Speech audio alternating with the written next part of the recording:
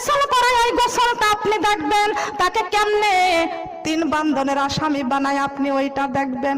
আপনি দেখে দেখে বলবেন, আহারে ওই মেয়েটাকে যেমন কাফন করতেছে এইরকম কাফন আমার একদিন হতে হবে। কথা বলেন ঠিক না বেঠিক? ও মা বোনেরা, আপনার বাড়ির পাশে একটা মেয়ে মারা গেছে, ওই মেয়েটাকে গোসল করাইতেছে। আহারে ওই গোসল দানকারী দেখে আপনি একটু মনে মনে স্মরণ করবেন, মাবুদ রে আমিও একদিন মরিয়া যাইব, এইরকম গোসল আমার একদিন আমার গ্রামের মানুষ করাইয়া দিবে, আমাকে একদিন এরকম কাফন পরাবে। আবার যখন ওই মুর্দাকে খাটিয়া করে নিয়ে যাইবে, তখন আপনি ওই মুর্দার লাশ দেখিয়া চোখের পানি ছেড়ে ছেড়ে কানবেন আর বলবেন, মাবুদ রে এইরকম আমার প্রতিবেশীরা 4 জন কান্দে করিয়া আমাকে একদিন বাড়ির বাহির করে নিয়ে কবর দেশে রওনা দিবে।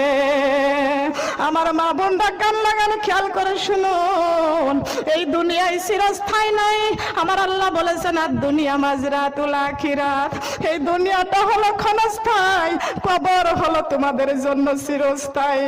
আর দুনিয়ার মানুষ কোন মায়ায় পড়িয়া বিউটি পার্লারে যাও, কোন ধোঁকায় পড়িয়া তোমরা সিনেমার মার্কেটে চলিয়া যাও।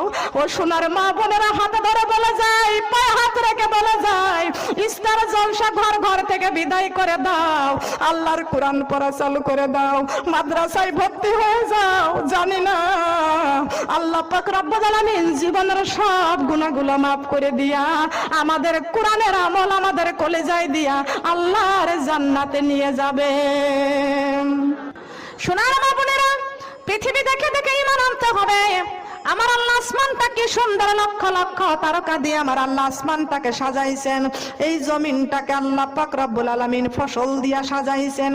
আর আমার আল্লাহ প্রত্যেকটা বান্দাকে আল্লাহ পাক রব্বুল আলামিনের কলিজাটা, এই মুমিনের কলিজাটা আল্লাহ কোরআন দিয়ে সাজাইছেন। বলেন সুবহানাল্লাহ। মুমিনের কলিজাটা আল্লাহ কোরআন দিয়ে সাজাইছেন।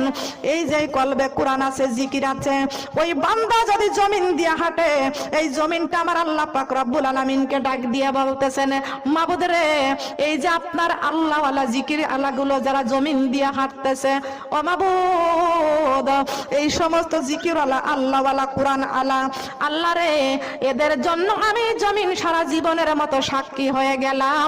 এরা মৃত্যুবরণ করার পরে যখন কবরে আসবে, আমি কবর এদের জন্য মায়ের চাইতে খাঁটি হয়ে যাব।